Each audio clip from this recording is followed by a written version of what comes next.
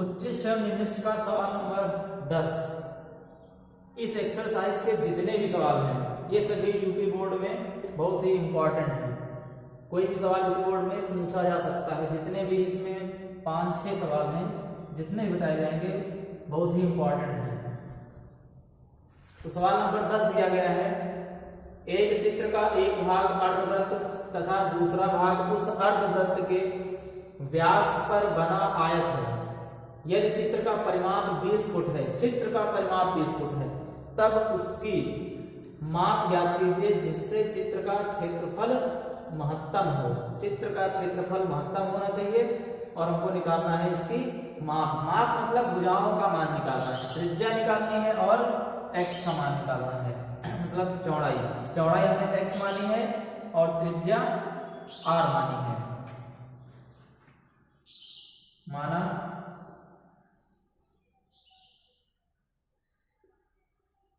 अर्धवृत्त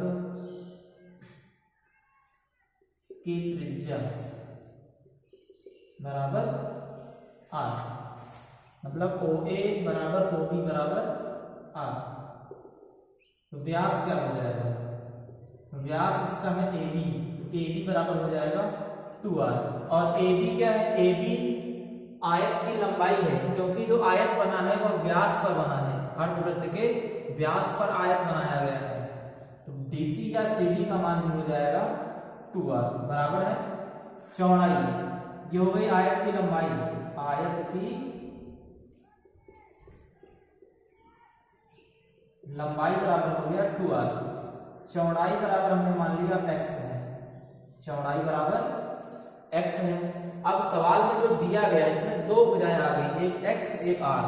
x और r दोनों चर संख्या हैं, दोनों में से किसी एक का मान हम पहले अचर के पदों में निकालेंगे। तो सवाल में चित्र का परिमाप दिया गया है, चित्र का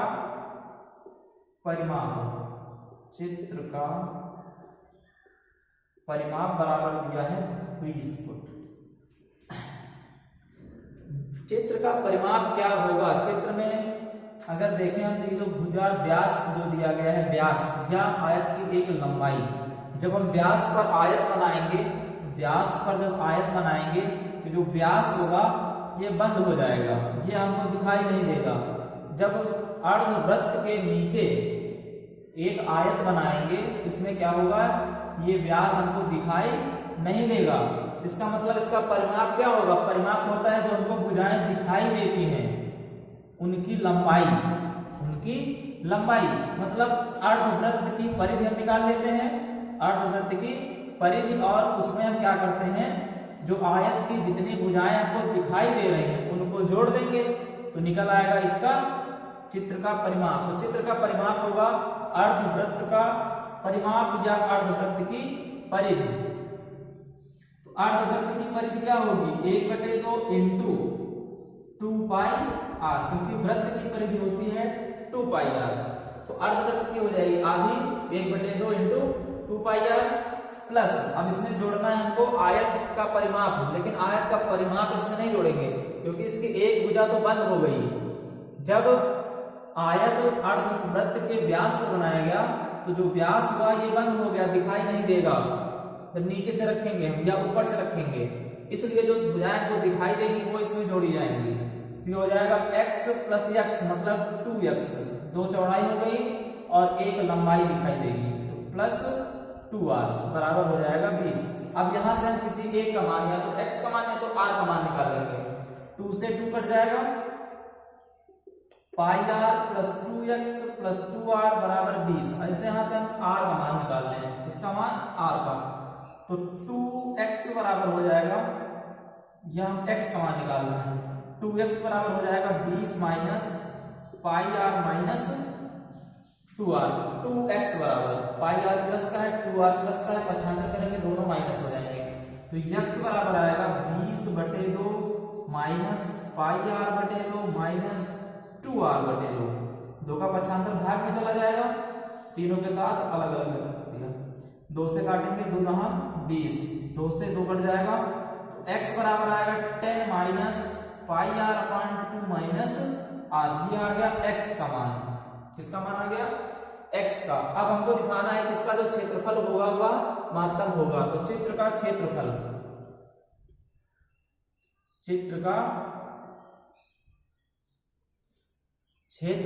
A बराबर होगा अर्धवृत्त का क्षेत्रफल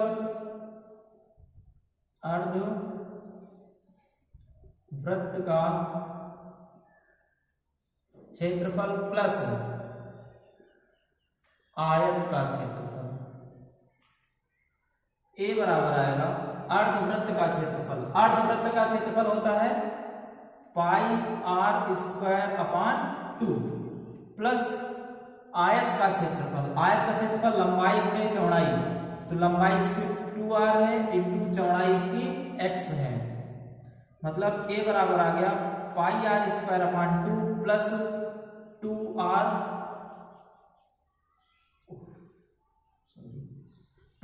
इंटू x। अब x का मान यहाँ पर दिया गया है 10 माइनस पाई r अपान 2 माइनस r। तो हम ये x का मान रखेंगे, तो x का मान हो जाएगा 10 माइनस पाई r अपान 2 माइनस r।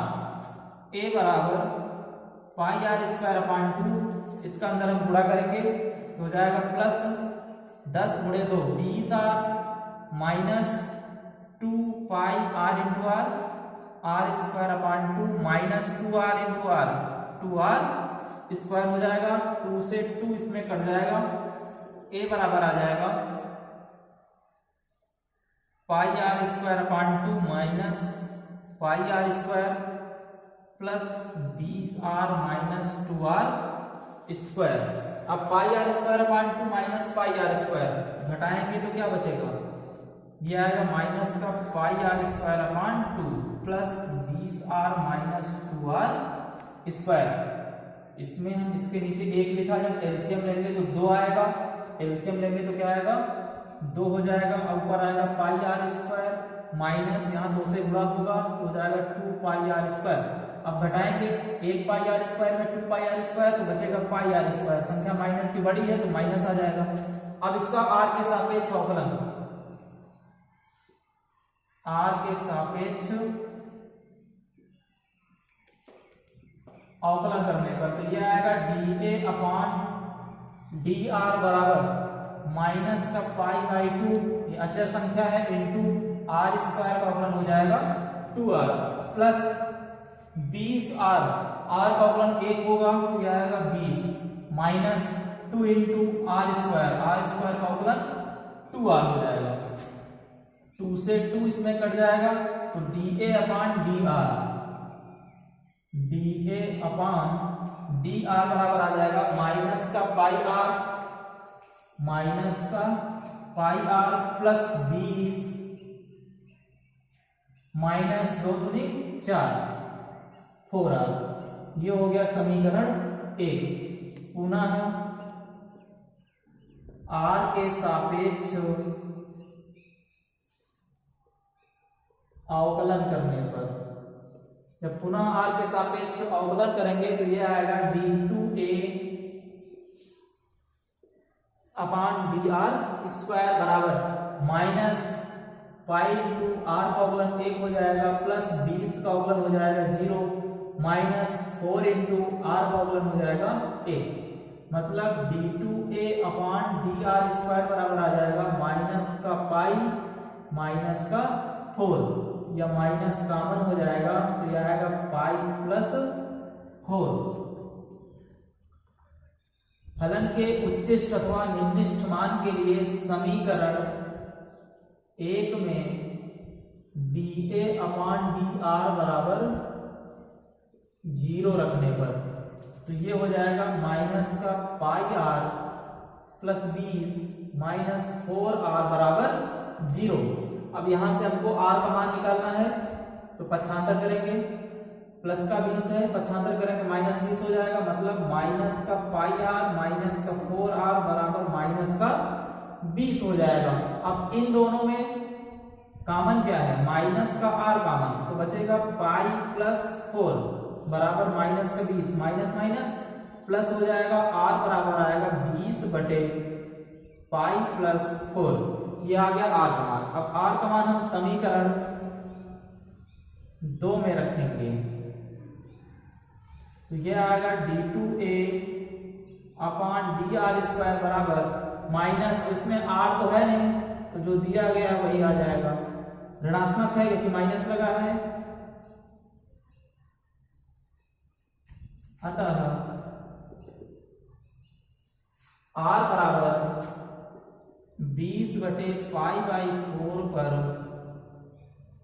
फलन का मान उच्चिष्ट होगा या अधिकतम होगा या महत्तम होगा,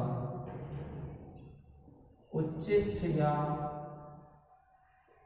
महत्तम है। अब इसमें हमने त्रिज्या तो निकाल ली, r का मान निकल आया, अभी हमको x का मान निकालना है। x का मान कैसे निकालेंगे, तो ये जो हमने यहाँ पर x का मान निकाला था चित्र के परिमाप से, इसको मान लेंगे समीकरण a, इसको मानेंगे समीकरण a। अब r का मान समीकरण a में रखेंगे, r का मान समीकरण a में रखने पर समीकरण a था x बराबर 10 माइनस πr/2 माइनस r, इसमें r का मान 20/π/4 रखेंगे तो x बराबर आएगा 10 माइनस π इंटू r, r का मान 20/π+4 अपान 2 माइनस r, r का मान 20/π+4।